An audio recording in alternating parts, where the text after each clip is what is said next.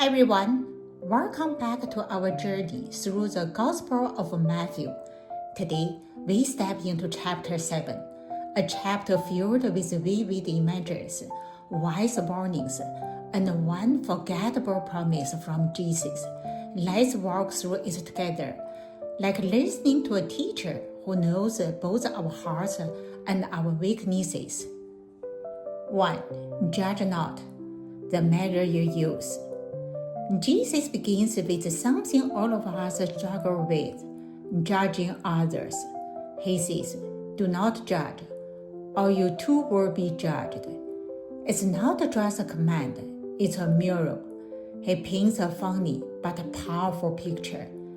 Imagine trying to pull a tiny speck out of someone else's eye, while you have a giant wooden plaque in your own.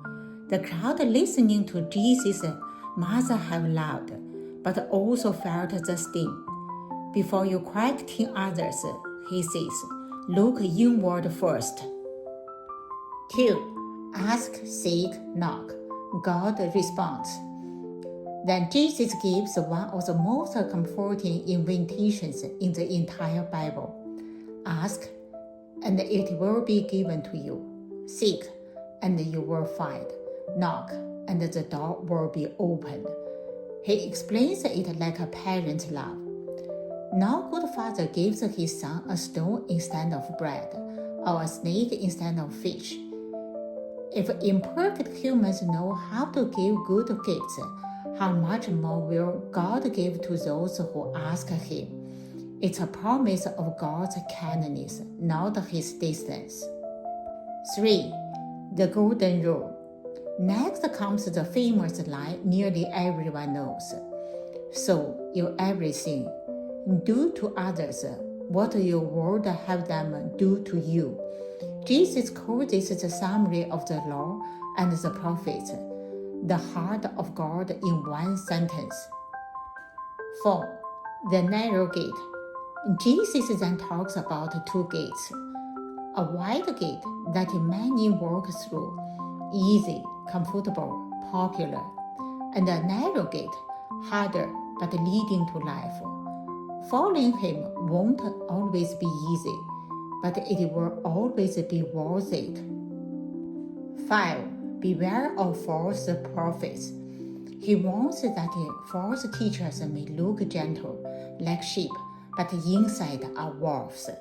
And Jesus says, you will know them by their fruit, by what their lives produce.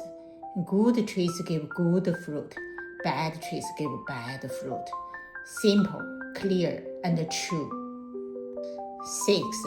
Not everyone who says, Lord, Lord. Perhaps the most sobering part of the chapter. People may claim to follow Jesus, but he says the real test is doing the Father's will, living out what we hear. Faith is more than words, it's obedience. 7. The house on the rock. And Jesus ends with a story every child in ancient Israel will remember.